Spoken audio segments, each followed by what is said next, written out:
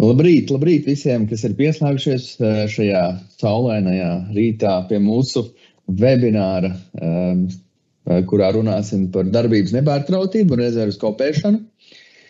Mani joprojām sauc Mārtiņš Jurjans, esmu Primena Latvija vadītājs. Prieks redzēt tik daudz arī jaunu cilvēku šajā webinārā. Acīm redzot, tēma ir bijuši saistoša. Tie, kas pirmo reizi ir mūsu webināros, pastāstījuši par dažām praktiskām lietām, pirms metamies iekšā konkrētajā tēmā. Šis webinārs tiks ierakstīts, tā kā tie, kas nevarēs noskatīties līdz galam, droši varēs ierakstu meklēt mūsu mājaslapā, arī izsūtīsim e-pastā saiti, kur to varēsiet pēc tam savā ātrumā un laikā noskatīties. Tāpat arī droši uzdodat savus jautājumus. Mums ir atvērta šī Q&A sadaļa, jautājumu un atbilžu sadaļa, tā kā pasākumu beigās centīšos visus jautājumus atbildēt, tos jautājumus, kurus nevarēšu atbildēt, noteikti arī piesaistīšu savus kolēģus un varam censties pēc tam sazināties atsevišķi jau privātā sarunā. Bet jā, liels paldies, kā es teicu, visiem, kas ir pieslēgušies. Tie, kas ir pirmo reizi mūsu webinārā, mēs esam mūsu uzņēmums nosaukuma Primena, esam jau 10 gadus strādājam Baltijā, dibināti 2014. Gada 11. gads, līdz tās īstenībā būs. Ap 100 darbiniekiem esam un vairāk kā 200 līguma klienti, kurus mēs apkalpojam, un daudz dažādu arī uzņēmumu un iestādes, kuriem esam snieguši kādus vai veikuši kādus projektu darbus. Un kāpēc varbūt mēs runājam par NIS, jeb latviski šo kiberdrošības likumu? Pirmām kārtām, jā, mums ir šī pieredze, arī paši esam ISO 27001 certificēti, īstenībā iesim arī resertifikāciju pavasarī, tā kā domāju, ka viss būs arī kārtībā un arī pavasarī šo te logo uzturēsim mūsu prezentācijā. Un, protams, jā, daudz mūsu klientu skar NIS 2, un, protams, arī skaidrojam mūsu esošiem un, protams, arī potenciāliem klientiem, kuri šos te jautājumus, kas mūsuprāt ir aktuāli. Jā, un esam jau novadījuši vairākus webinārus pirms tam, tā kā droši, ja arī tos vēlaties noskatīties, var doties uz mūsu mājaslapu sadaļā interesanti, un tad šie te webināri runājam par kiberdrošības pārvaldnieku decembrī, par tīklu drošību janvārī, šodien, jā, tad runāsim par rezerves kopēšanu un darbības atjaunošanas plānu. Plānā vēl mums ir daudz dažādas tēmas. Tāds nākamā tēma mums ir plānota šī žurnāla failu analīze. Tāpat tur plānojam runāt arī par daudzfaktoru pierakstīšanos, piekļuvu pārvaldību un daudzām citām tēmām. Ja jums ir kāda laba ideja, noteikti esam atvērti ar idejām. Mums laiks vēl ir līdz oktobrim. Šo te webināru sēriju esam plānojuši organizēt līdz 1. oktobrim. Jā, tā kā, ja dalāties ar idejām, ja ne, citādāk sekojiet līdzi Primena Facebook lapai vai pierakstieties uz mūsu jaunumiem mūsu mājaslapā. Tā kā jā, daudz dažādu interesantu tēmu un arī paralēli, protams, citi webināri, ko mēs organizējam arī par mākslīgo intelektu un mākslīgā intelekta drošību arī īstenībā. Lūk, šo esam atkārtojuši jau vairākas reizes. Es ļoti daudz šodien nestāstīšu par NIS 2 par pašu likumu, tikai dažas lietas, ko es vēlos atgādināt, manuprāt, kas ir pašas būtiskākās. Tad kiberdrošības likums stājās spēkā jau pagājušā gada septembrī. Un tā es skatos, ka vienam kolēģim laikam problēmas ar skaņu. Es ceru, ka visiem pārējiem ir ar skaņu viss kārtībā, varbūt iepublicēt savu atbildi, vai jūs mani dzirdat. Ceru, ka dzirdat. Lūk, iesim uz priekšu un ar Ar cerību, jā, ka jūs dzirdat mani. Nu jā, tad NKDL stājās spēkā jau 1. septembrī. Tas jau mums ir, kā es saku, aktīvs likums, kas mums ir jāievēro, uz ko neatiecas šis likums uzņēmumiem, kuriem ir zem 50 darbiniekiem vai zem 10 miljoniem apgrozījuma. Un ne visas nozares ir iekļautas, ir konkrētas nozares, tūlītās arī pastāstījuši sīkāk. Okay.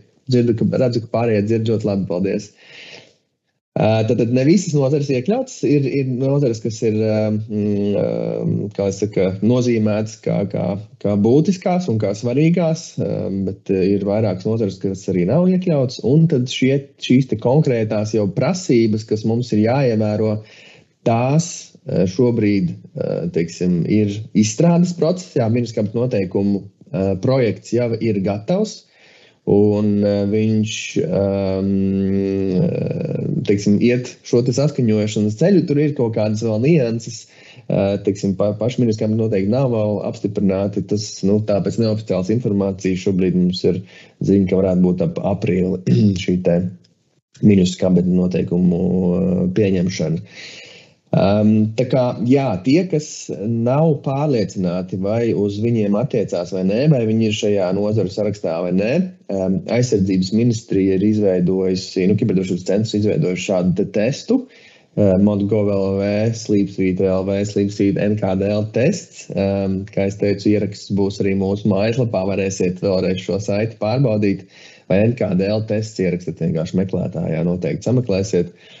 Atbildot uz vairākiem jautājumiem, jums, teorētiski vajadzētu būt sajūtai, vai drīzāk jums ir vai nav jāatbilst šim likumam un ministrskapta noteikumiem. Un ja ir, tad ir 2 datumi, ko es vēlos, lai jūs atceraties. Jā, 1. aprīlis, tad tas ir tas periods, līdz kuram ir jāreģistrējas, tad lielākā daļa uzņēmumu, kas saprot, ir šajā aizsardzības ministrijā, kiberdrošības centrā, ir vēl iestādes, kam ir jāreģistrējās sabā, jā, tur ir atkarīgs tas, kurā jūs esat, kāda veida iestādi jūs esat. Tas ir jāizdara līdz 1. aprīlim, un otrs datums, ko es vēlētos, lai jūs atcerieties, ir 1. oktobris, un līdz 1. oktobrim, kas ir jāizdara, tad ir jāieceļ šis kiberdrošības pārvaldnieks, un jāiesniedz arī pirmais ziņojums. Saistībā ar kiberdrošības pārvaldnieku ir mums arī kaut kādas prasības šim cilvēkam, kurus jāizpild, tad viņam ir jābūt vai no pieredzēji, vai no izglītībai, vai arī šiem certifikātiem, kas ir, kā es saku, nozarē atzīti. To sīkāk arī noteikti varat paskatīties mūsu webinārā, pirmajā webinārā par kiberdrošības pārvaldnieku. Tur mēs arī par to runājām. Un šis ziņojums, pirmais ziņojums, to jau arī, teiksim, tā veida mums ir pieejama ministrskapta noteikumu projektā, kas tur ir jāiekļauj. Tur ir vairāk jautājumu gan par dokumentāciju, gan par kodām kontrolēm, ko jūs esat vai neesat ieviesuši. Tā kā šāda veida pirmais ziņojums ir jāiesniedz līdz 1. oktobrim. Ja nekad neko tādu un par šo neesat domājuši, noteikti, es teiktu, ir pēdējais laiks par to sākt kustēties šajā virzienā. Ja jums jau iepriekš šī te NIS regula, kas ir pirmā, teiksim, bijusi šī te regula, uz jums attiecās visdrīzāk, ļoti daudz darba jums nevajadzēs ieguldīt, bet ir kaut kādas nianses, kas, protams, ir jāpiestrādā un jāuzlabo. Tā kā mēģināju salikt visu svarīgāko par NKDL vienā slaidā. Ceru, ka man izdevās. Darbības nepārtrauktības, darbības atjaunošanas un plāns. Īstenībā tās ir 2 dažādas lietas, bet ļoti līdzīgas un savā starpā ļoti saistītas. Pirmā lieta, kam tas vispār ir nepieciešams? Pirmā lieta ir, protams, tā, ka arī šajos ministrskapta noteikumu projektā mums ir šāds punkts par darbības atjaunošanas plānu, ja BKT atjaunošanas plānu. Otrām kārtām, es domāju, ka jebkurš uzņēmums vai iestādi, kuri domā, teiksim, ilgtermiņā, vēlas būt sagatavot šādām te krīzes situācijām, šādam plānam būtu jābūt. Kā man viens kolēģis, kuram ļoti patīk gatavot kūkas, teica, tad darbības atjaunošanas plāns ir kā tāda recepte. Protams, ka ja mēs esam to kūku jau taisījuši 10 reizes, tad visdrīzāk mums tajā receptē mazāk ieskatāmies, bet ja mums nav vispār recepte un tagad man, piemēram, pajautāt uztaisīt kaut kādu medus kūku, būtu diezgan grūti saprast, no kura gala vispār ķerties tam klāt. Tieši tāpat arī atjaunošanas plānu. Ja mēs par to neesam domājuši, mums nav skaidrs, ko vispār atjaunot, cik ilgā laikā atjaunot, no kurienes atjaunot, bieži vien tas arī ir jautājums, no kurienes atjaunot. Tad tajā brīdī, kad šī krīze iestājās, tad ir visai grūti saprast tieši tā, no kura gala vispār ķerties klāt, kam zvanīt, pat līdz tādām lietām, kāds ir numurs, iedomājamies, mums ir varbūt kaut kāds ārpakalpojums sniedzējs, kas mums nodrošina kaut kādu pakalpojumu, varbūt pat 24/7, bet kontakta informācija ir varbūt tikai vienam cilvēkam kaut kur pieglabāta. Ja? Tādi gadījumi arī ir bijuši. Un, protams, ka risku daudz par to līdz parunāsim un kā viņus arī vērtēt, bet, principā, mums ir jāsaprot, kas tad ir tās lietas, kuras mēs iekļausim tajā plānā, pret ko mēs gatavosimies, ko mēs uzskatām par varbūt iespējamāku vai lielāku impaktu šo te iespēju uz mūsu uzņēmumu, kas tad ir tās lietas, no kā mēs plānosim aizsargāties, kā to risku vadīsim. Un treškārt, ko es šeit gribētu pieminēt, kas ir šī te jau vairāk kārt statistika pieminēta, man dažādos pasākumos ir, ka 60% un līdz to mazo vidēju uzņēmumu pēc kiberuzbrukuma 6 mēnešu laikā slēdz, jo beidz savu darbību. Ja. Tas iespējas uz viņu biznesu bijis tik liels, ka īstenībā 6 mēnešu laikā pēc tam ir jāpārtrauc šī darbība. Lielākiem uzņēmumiem visdrīzāk šādi līdzīgi plāni ir, un arī, kā es teicu, arī šobrīd ir kaut kāds regulējums, kas prasa lai šāds plāns būtu. Un kiberuzbrukums, protams, ir viens no mūsu skatu punkta tāda reālākā, reālākā krīze, kas varētu kas piemeklēs visdrīzāk gandrīz jebkuru no uzņēmumiem īsākā vai garākā laika periodā. Tādēļ ir jābūt šādam te plānam, ir jābūt skaidrībai, no kurienes un kādā veidā mēs varam atjaunot savu darbību. Kādi ir riski? Riski ir ļoti daudz un dažādi. Šeit ir mūsu birojs, kurš īsi pēc tam, kad mēs ievācāmies pagraba stāvvietā, mums bija ugunsgrēks, paldies attiecīgajām iestādēm un ugunsdzēsējiem un arī darbiniekiem, kas attiecīgi noreaģēja un īstenībā tā ietekme, ietekme bija gana minimāla, bet tas notika. Tāda bija tā situācija. Mūs tas praktiski varbūt maz skāra. Mūsu, tā darbība ir gana nepiesaistīta konkrētai vietai, konkrētam birojam, bet, protams, ka tas varēja izvērties arī nopietnāk. Bet, dažas dienas mums vajadzēja pastrādāt no mājām, kā es teicu, mēs jau esam savu šo darbu plānojuši tā, ka mēs varam strādāt principā no jebkurienes, bet, uzņēmumi varbūt citi, kuri tās dienas, kur bija spiesti strādāt, attālināt, varbūt nebija tik komfortabli vai šāda plāna, ja nebija, tad noteikti tas varētu būt sarežģīts pasākums. Covid-19, protams, arī mums bija tāds izaicinājums ļoti daudziem, gan uzņēmumiem, gan cilvēkiem, tīri cilvēciski arī.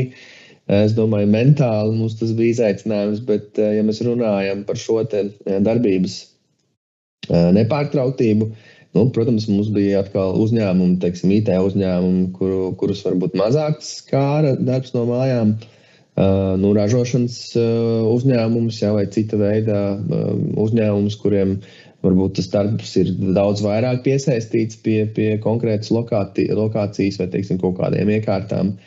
Arī tas, protams, bija kaut kāds izaicinājums, kā tad pārslēgties uz šo te attālināto darbu, jebkurš kādā veidā strādā attālināts, kurš strādā uz vietas, kādā veidā, ja tā kā mums ir par šāda veida, varbūt riski nenotiek regulāri, es gribētu teikt, ne tik regulāri kā dažāda veida aizdegšanās un tam līdzīgas lietas, bet tādas situācijas arī mēdz būt. Un tad jautājums, cik mēs tam esam gatavi. Un, protams, kiberuzbrukumi Igaunijā, šis Silberauto dažus gadus atpakaļ, kas mums bija 20. gads, jau 5 gadus atpakaļ likās, ka netik sen, bet cieta no kiberuzbrukuma, principā, ja pareizi es atceros, tad vairākas nedēļas, bet bija apturēta darbība, tā kā, kamēr viņi atjaunoja visu gan maksājuma sistēmas, gan ERP sistēmas un tam līdzīgi, tā kā pagāja gana daudz laika. Šeit arī, protams, mēs varam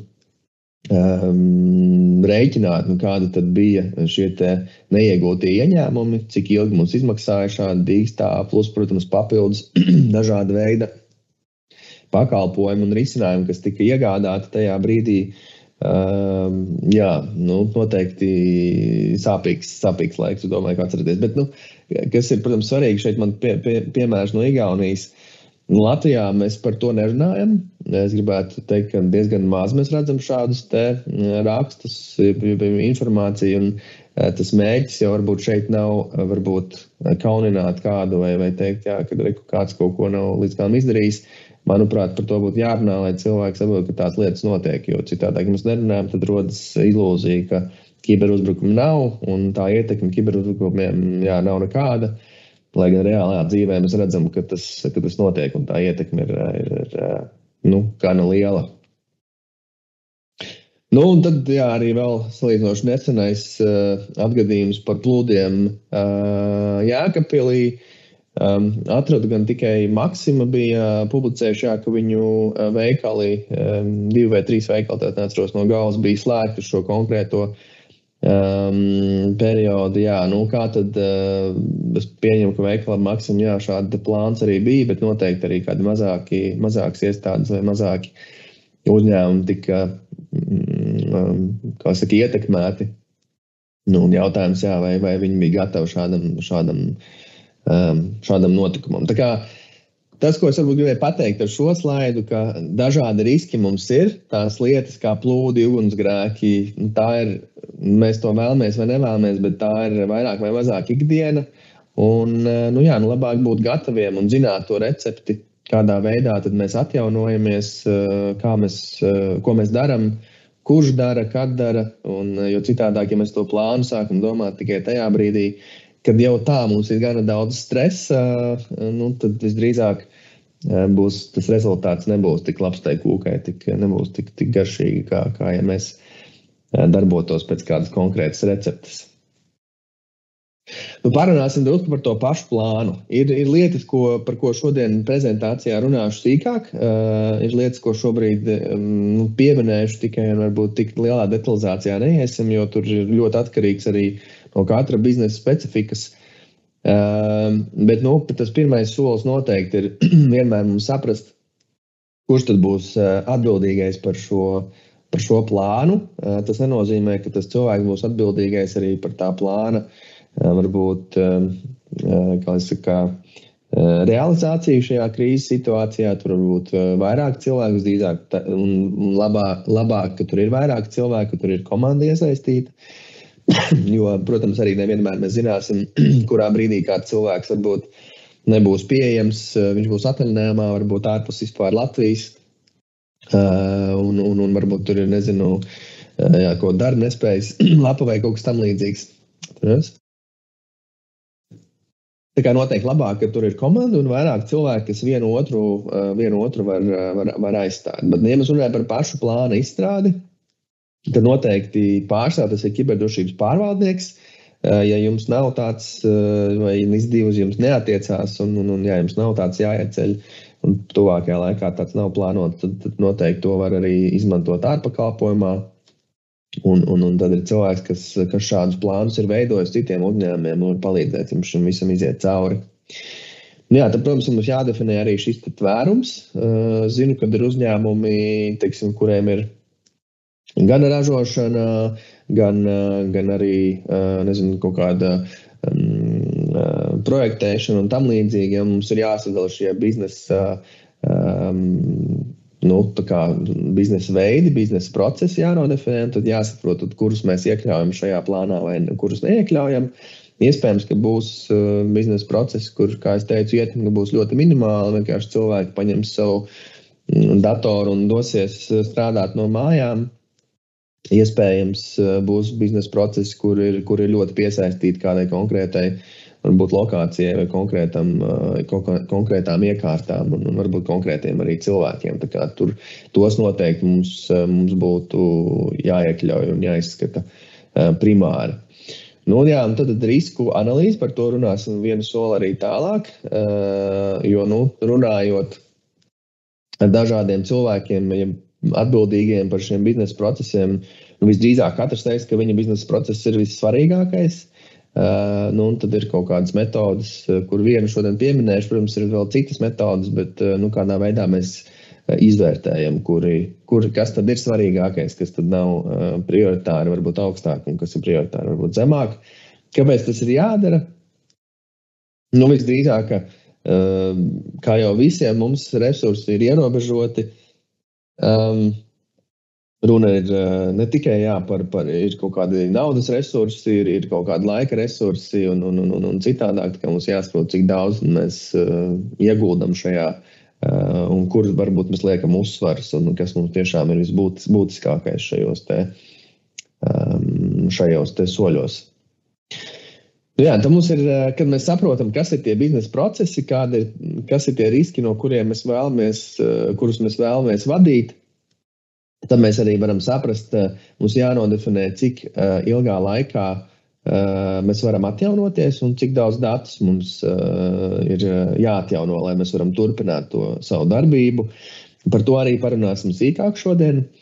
Un kas ir svarīgi, tad, kad mēs esam nodefinējuši šos atjaunošanas laikus, tad mums arī jāsaprot, kas ir tie risinājumi un kas tad ir tas plāns, kā mēs atjaunosimies. Tur reāli mēs veidojam šādas procedūras, lai, gadījumā, kas, principā, kurš atbild, kurš cilvēks, kuram ir attiecīgā kompetence, var paņemt šo plānu, un soļu pa soļiem arī atjaunot šīs sistēmas.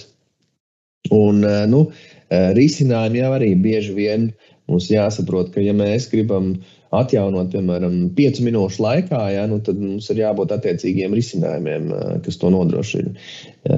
Mūsu ka riska apetīte ir varbūt nedaudz lielāka, un mēs varam ļaut varbūt atjaunot, dienas laikā, tad arī attiecīgi tas risinājums visdrīzāk būs cits, kuru mēs izmantosim. Respektīvi, izejot no tā, tad mums ir jāsaprot tas realizācijas plāns.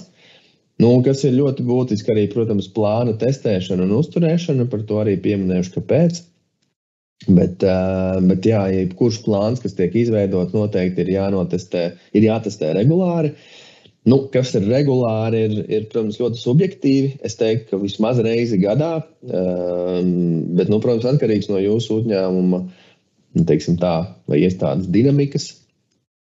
Ja jums dzīvē uzņēmumā daudz kaut kas mainās bieži, tad iespējams, ka tas pat ir jādara biežāk. Kā jau minēju, tad kiberdrošības pārvaldnieks var šiem soļiem iziet jums cauri. Tur ir vēl daudz nianses pa vidu un katrā no šīm tēmām, bet, lielos soļos šīs ir galvenās lietas, kas ir jāparedz plāna realizācijā. Un jāsaprot, ka tas nav vienreizējs kaut kāds pasākums, vienreizējs projekts, bet šis te plāns prasa pastāvīgi iesaistīšanos un arī attīstību, plāna attīstību uz priekšu. Ja mēs runājam par riskiem, tad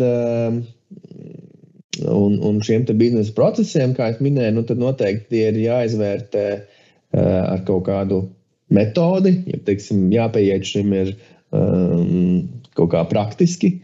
Viena no metodēm, ko bieži vien izmanto, ir katru šo risku izvērtēt viņa ietekmi uz jūsu biznesu, šo procesu. Tur mēs dodam, piemēram, no 1 līdz 5 kaut kādas atzīmes. Un arī otra lieta, kas ir iespējamības iestāšanās līmenī, tad atkal no 1 līdz 5, kur 1, piemēram, ir zema iespēja un 5 ir augsta iespēja. Protams, ja mums šāds risks jau ir bijis, jau šāds risks ir iestājies, mēs runājam par to pašu ugunsgrēku vai kodiem plūdiem vai kiberuzbrukumu, tad noteikti šī riska iestāšanās iespēja ir augstāka, ja? Vai arī, ja mums birojas ir blakus kādai varbūt straujai upē, ja? Kas mums ir, tad arī, plūda riski ir augstāki, ja? un tam līdzīgi. Tā kā, katrs tas risks ir jāizvērtē pragmatiski, un tad, kad mēs ieraugam šo te punktu skaitu, parasti, ko dara, tad reizina šo te ietekmi reizināt ar riska iestāšanās iespēju, un tad mēs iegūstam kaut kādu punktu skaitu, un šādā veidā tad arī sadalām, prioritātes. Ja mums ir, zem 12 punktiem, tad tas ir, vidēji zems, virs 12 vidēji augsts, un tad, ja mums ir maksimālais punktu skaits, tad, protams, tas ir visaugstākais. Ar to būtu jāsāk un jāskatās, kā tad mēs šo risku vadam. Un kā piemēri šeit varbūt netik IT saistīti piemēri, jo šis plāns var paredzēt, un viņam, es teiktu, ir jāparedz arī dažādu citu biznesa procesu atjaunošana. Šajā gadījumā, piemēram, ja mums ir kaut kāda ražošanas iekārta, un viņa mums, sabojājas, mūsu ražošana ir apstājusies, ja, tad mums varam domāt, kas tad ir tie veidi, kā mēs to risku varam, mazināt vai vadīt, ja, un tad izveidot kaut kādu, veidot biežāk šīs kaut kādas apkopes šeit konkrētai iekārtē, vai arī iespējams mums ir jātur kaut kādas rezerves daļas arī un tam līdzīgi. Ja, un mums ir kaut kādi cilvēki, kas to spēj uz vietas gan ātri atjaunot un šo darbību turpināt. Un tieši tas pats arī ir ar IT resursiem, ja mums ir, piemēram, kaut kādi serveri, kas mums ir uz vietas, un mums, kā saka, tā riska apetīte ir zema, mēs gribam, lai mums ir ātri pārslēgšanās uz kaut kādā krīzes situācijā, kiberuzbrukuma gadījumā. Mums ir jāsaprot, kā mēs to visātrāk varam izdarīt, jo, kā es minēju, tas laikam bija nākamajā slaidā, bet jo ātrāk mēs gribēsim atjaunoties, jo lielākām izmaksām mums ir jārēķinās. Bet par to parunāšu arī drusku vēlāk. Lūk, tā kā šis ir viens no veidiem, protams, ir arī, mēs varam skatīties kvantitatīvi, ja mums ir kaut kāda statistikas dati saistībā ar šiem te riskiem, varbūt dažādas pieejas, bet noteikti šie riski ir jāvērtē, ar kaut kādu konkrētu metodoloģiju. Jau bieži vien, kā es minēju, tad šie te biznesa procesu vadītāji vai komandu vadītāji ir iesaistīti šeit. Tad, kā es jau minēju, bieži vien viņi grib atjaunot, viņi uzskata, ka tas ir vissvarīgākais un atjaunot viņu biznesa procesu vissvarīgākais. Tas ir, protams, saprotami, bet man jāskatās visa uzņēmuma ietvaros un jāvērtē šie riski ir uzņēmuma ietvaros. RTO un RPO, tādi 3 saīsinājumi, tie ir no angļu valodas, ir īstenībā latviski, bet tā kā arī daudz IT cilvēki mums ir pieslēgušies, es domāju, ka šos 2 saīsinājumus labāk atpazīst, tad RTO ir Recovery Time Objective, un RPO ir Recovery Point Objective. Ja. Tad mēs redzam tajā zīmējumā, tur, kur mums ir tas sprādziens, dzeltenais disaster, kur mums ir noticis kaut kas slikts, tad tas RPO ir tas, datu daudzums, kas mums ir pieejams. Ja. Tad mums visdrīzāk nebūs pieejami dati par visiem pēdējiem 20 gadiem, ja, kur mūsu darbība, bet, pēdējais mēnesis, pusgads vai gads. Tas mums ir atkarīgs izējot no šī, kā es saku, riskā teiksim, apetītes, cik mēs varam, cik lielu risku mēs varam uzņemties šeit. Un RTO, tad Recovery Time Objective, tad cik ātri mēs spēsim atjaunoties. Jā. Un šeit ir svarīgi, protams, arī viena liela daļa no šī visa ir pats tehnoloģiskais kaut kāds risinājums, ko mēs esam izvēlējušies un kas tad ir, ko mēs esam ieviesuši. Bet šeit mums, protams, jāieskaita arī ir citas lietas. Piemēram, bieži vien šie kiberuzbrukumi viņi nenotiek darba laikā, ja viņi notiek ārpus darba laika. Tas ir speciāli, jo skaidrs, ka ārpus darba laika mūsu iespēja reaģēt ir sliktāka, zemāka. Attiecīgi mums jāsaprot, ka mums ir, pirms mēs varam sākt atjaunošanas darbus, tad mums ir iespējams jāsazinās ar kādu pakalpojumu sniedzēju vai jādabūna kāds kolēģis, kurš to var izdarīt. Viņam ir attiecīgi jānoreaģē, jāsazinās, tad ir pati atjaunošana. Atjaunošana parasti arī notiek vairākās daļās, tad, ja mēs gribam atjaunot, piemēram, pēdējo gadu, parasti mums ir šis minimālais atjaunošanas apjoms, datu apjoms, ko mēs atjaunojam pirmajā brīdī, lai mēs vispār varam turpināt strādāt. Un tad mums ir, 24 stundu laikā, tad mēs atjaunojam jau pilnībā šo te darbību un pilnīgi visus datus, kas mums ir pieejami šajā rezerves kopijās, piemēram. Tā kā, tas viss ir atkarīgs, kā es jau minēju, no uzņēmuma un iestādes riska apetītes, no arī bieži vien no izmēra, cik daudz un sarežģīti, cik ilgi mēs esam strādājuši, cik daudz datus mēs esam saražojuši, teiksim tā, un cik daudz mums tie dati ir pieejami, un cik daudz mēs arī ikdienā vispār izmantojam šos datus, jo iespējams dati mums tiešām ir par pēdējiem 20 gadiem, bet realitātē mēs izmantojam datus no pēdējā pusgada, kā tas ir arī šeit mums jāsaprot. Lūk, kāda tad ir viens no tiem es teiktu, noteikumiem, bet viens no tādiem standartiem, kā šī rezerves kopijas veido, ir tāds ciparu virknējums 3, 2, 1, ļoti vienkārši atcerēties, bet primārā ideja ir tāda, ka mums ir 3 datu kopijas. Viena datu kopija mums ir ātrai atjaunošanai, piemēram, ja kaut kas noticis ir ar pašu sistēmu, piemēram, kaut kāds atjauninājums ir sabojājis sistēmas darbību, tad mēs varam turpat uz vietas, mums ir kaut kāda lokāla kopija vai kaut kāds snapshot saucamais, ar kuru mēs varam ātri atjaunot. Tad mums ir arī otra kopija uz kādas citas glabāšanas risinājumi, tas visdrīzāk nav uz tā paša servera, tas jau mums ir uz kaut kāda, piemēram, ārējā disku masīva vai kā citādāk, tā kā, cits risinājums. Un tad tā trešā kopija mums ir pilnīgi citā lokācijā.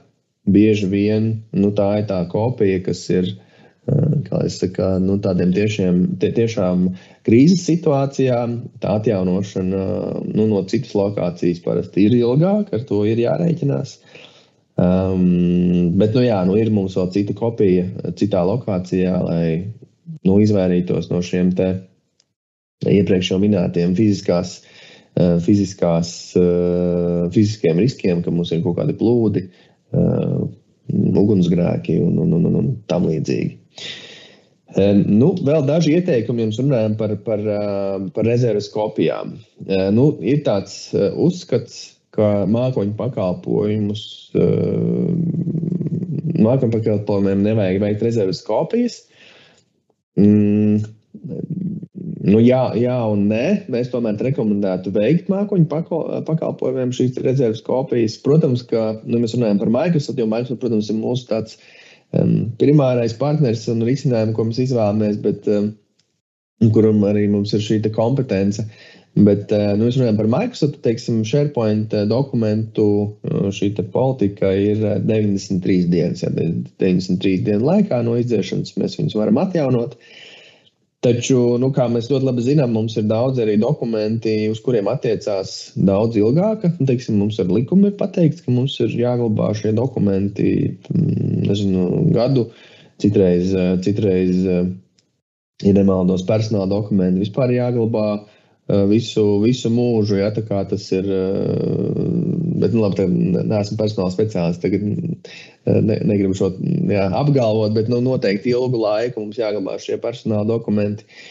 Līdz ar to, ar šādu 93 dienu izdēšanas politiku mēs, principā, nespējam nodrošināt atbilstību šim likumam, tāpēc, ir jāveic šīs rezerves kopijas. Tāpat arī, būvniecības nozarē ir citreiz kaut kādi ēpasti, kur ēpastos saskaņo kaut kādas mazās izmaiņas, un ja nonāk līdz kaut kādiem strīdiem, tad, un cilvēks iespējams vairāk nestrādā pie jums, kas šo projektu iespējams vadīja vai saskaņojam, tad arī kaut kādas mazas nianses ēpastos.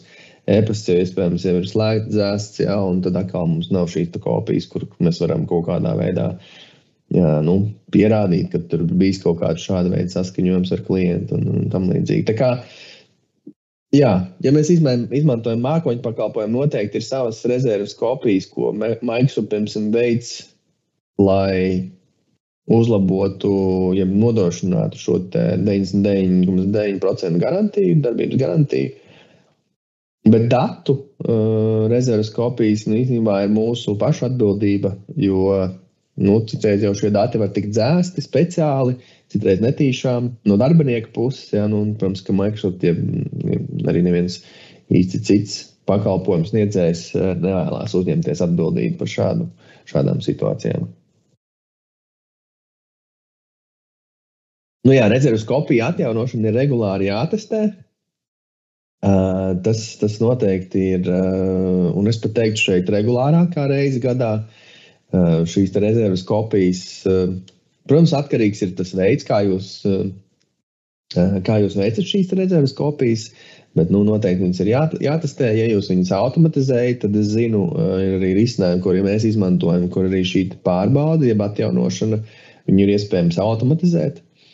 Attiecīgi, protams, mums ir jāveic arī kaut kāds monitorings šiem rezerves kopēšanas procesiem, vai viņi ir notikuši veiksmīgi vai nav, vai arī mēs esam spējuši atjaunot šo rezerves kopiju vai neesam. Tā kā, protams, daudz tehnoloģiski risinājumi mums nāk palīgā, un mēs noteikti rekomendējam viņus izmantot.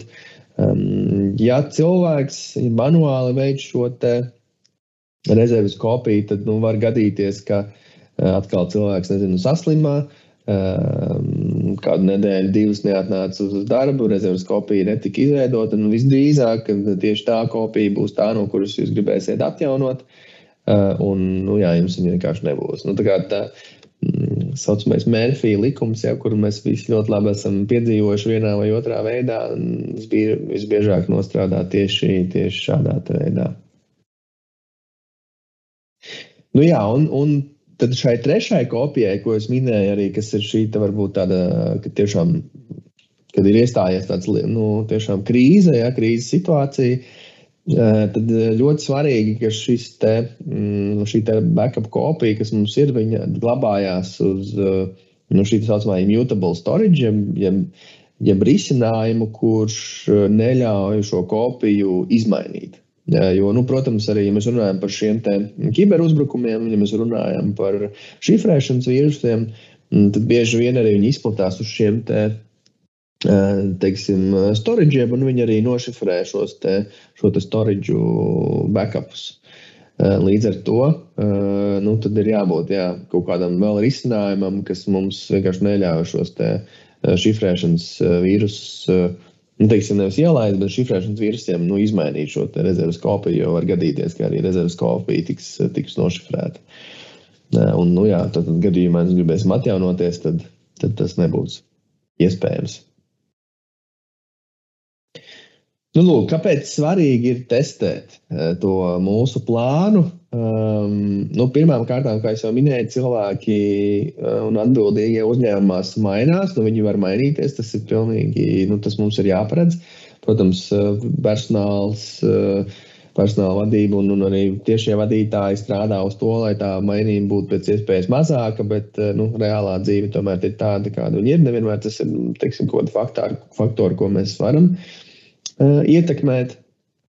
Tāpatās arī noteikti, ja mēs runājam par jaunajām tehnoloģijām, kas nāk iekšā, ja mums mainās kaut kāda biznesa procesi, varbūt mums ir jauns pakalpojums, kas ir ļoti svarīgs, un varbūt sākotnējā plānā viņš nav bijis iekļauts.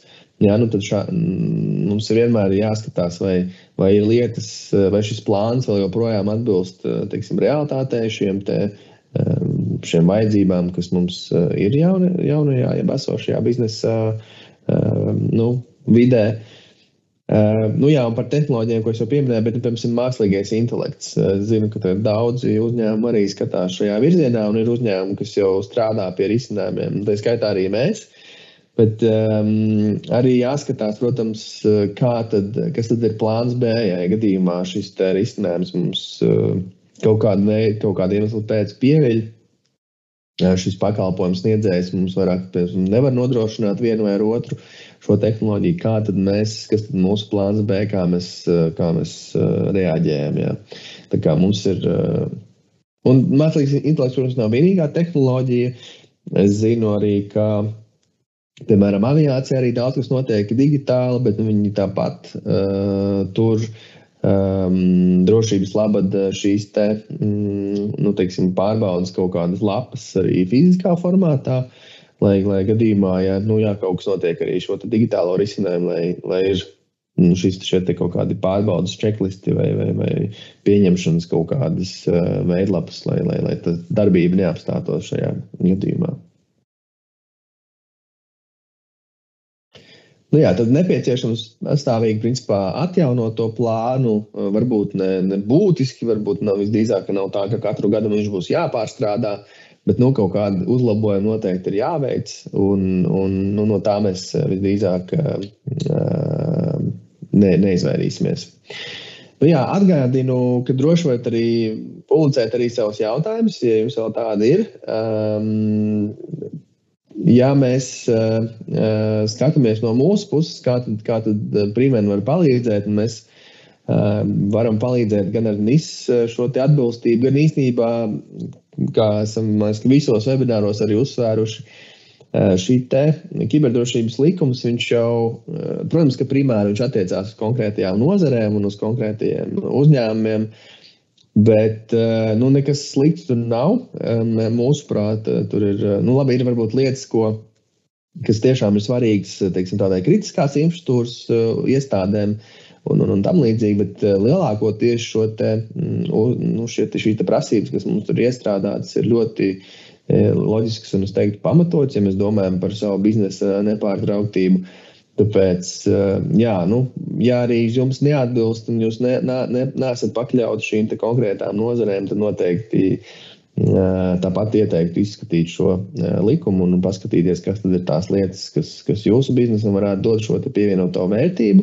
Jo tieši tā, kā es arī saku, ja šāds plāns ir, tad, ja mēs plānojam, piemēram, arī pārdot uzņēmumu kādam vai piesaistīt kādus investorus, tad noteikti, ja šāda plāna nav, tad šī vērtība būs zemāka. Ja mēs būsim ļoti atkarīgi, teiksim, no tā, kas ir cilvēku tikai galvās, nekāda procesa nebūs aprakstīti, tad noteikti tā vērtība uzņēmumam būs zemāka, jo tas risks tātad, kā atkarība no kodiem konkrētiem iekārtām vai cilvēkiem būs augstāka, tad arī uzņēmuma vērtība būs zemāka. Un tad, mēs varam izstrādāt arī gan šo te NIS ieviešanas plānu, gan vispār šos te drošības risinājumu ieviešanas plānu. Un mēs skatāmies, ne tikai no šīs te infrastruktūras puses, ne tikai no tā, kādi tad varētu būt, varbūt, tie risinājumi atbilstošākie, bet arī, kā tad tas viss iekļaujās jūsu procesos. Un, kā es teicu, arī, protams, regulāri ir arī jāpārskata, periodiski jāpārskata šis te plāns, un viņš jāpielāgo, un arī dažādi veidi cita konsultācijas, piemēram, saistībā ar DORA, kas ir finanšu iestādēm, finanšu iestādēm, teiksim tā, apdrošinātājiem. gan arī ir citi drošības standarti, kā es minēju, arī 27001 palīdzam praktiski sagatavoties un realizēt, kā tad nevaram certificēt, tur mums ir šie citi uzņēmumi iestādes, kas to dara, bet varam palīdzēt sagatavoties šim visam. Lūk, tā kā es ceru, ka ir labāks ieskats par to, kas tad ir jāiekļauj šajā darbības nepārtrautības plānā un rezerves kopijās. Ja mēs vēl varbūt drusku paturpinam un atgādinu par jautājumiem, tā kā droši varat uzdot, bet ja mēs drusku vēl paturpinam, ja jūsu iestāde vai uzņēmumam ir jau konkrētāki jautājumi, kādus tad risinājumus izmantot vai neizmantot. Arī mēs paši nodrošinām dažāda veida rezerves kopijas risinājumus. Būtiski saprast, ka šī cita lokācija mūsdienās noteikti nenozīmē to, ka mums ir jābūvē vēl viens datu centrs, teiksim, kaut kādā citā adresē. Mūsuprāt, ir pilnīgi pietiekoši, protams, jāskatās no konkrētā uzņēmuma perspektīvas, bet bieži vien ir pietiekoši, ka mēs izmantojam šos te datu centru pakalpojumus un ārpakalpojumus. Respektīvi, ka šī otra lokācija ir kāds, nezinu, vai Microsoft vai mūsu datu centrs, kurā jūs šo te kopiju varat izvietot un gadījumā, ja tas ir nepieciešams, tad arī to savu darbību atjaunot tajā citā lokācijā. Tā kā es teiktu, ka mūsdienās, protams, atkarīgs atkal no tās riska apatītes, bet mūsdienās to ir iespējams realizēt arī bez ļoti lielām investīcijām. Protams, kaut kādas investīcijas būs jāparedz, bet tas nebūs. Mums nebūs jābūvē jauni datu centri, lai šo te nodrošinātu. Naurim ir jautājums par backup risinājumu, kurš notestē atjaunošanu. Tas, ko mēs izmantojam, ir šis Veeam rezerves kopiju, bet, protams, ka mēs varam arī, ja mēs runājam par mākoņu pakalpojumiem, tad ir tāds risinājums arī kā Dropsuite, un viņi nodrošina arī šo te datu rezerves kopēšanu kā pakalpojumu. Ja, tā kā viņi savā pusē veic šo te pārbaudas, lai šīs te kopijas būtu iespējams atjaunot. Bet Veeamam, ja mēs runājam par serveriem, tad Veeamam ir vienā no licencēm, es tagad vairs no galvas tavas sitienu varbūt nepateikšu, bet vienā no licencēm, kurā ir iekļaut arī šī te datu atjaunošana tādā sandbox vidē, kur viņi pārbauda vai paceļās vai ne. Protams, tur ir vēl arī nianses, kas varbūt tagad neiesim viņās tik detalizēti iekšā, bet, protams, ja mēs skatāmies tur aplikācijas jau līmenī kaut kādu konkrētu funkciju, to viņš nepārbaudīs, bet to arī ir iespējams automatizēt. Tā kā, ja tā ir interese, tad noteikti varat sazināties ar mums. Atsevišķi un kolēģi palīdzēs ar šo te jautājumu. Lūk, no manas puses tas arī viss. Varbūt ir vēl kāds jautājums. Redzu vēl viens jautājums. Ātri pastamies, kāds ir mūsu viedoklis, komentārs par atvērtā koda rezerves kopēšanas risinājumu izmantošanu.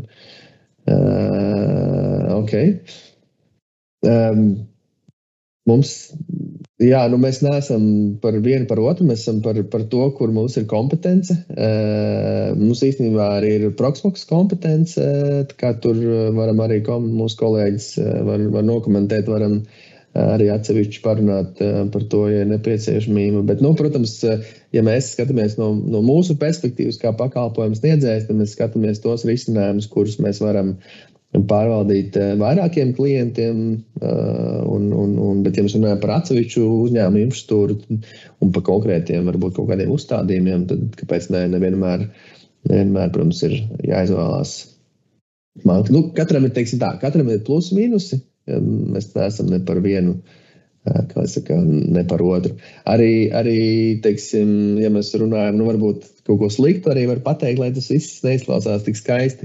arī ar Vīmu mums decembrī, piemēram, bija problēmas ar atjaunošanu, ja, tā kā neviens risinājuma ražotājs, teiksim tā, vai neviens risinājums noteikti nav 100% perfekts un katram var būt kaut kādas problēmas.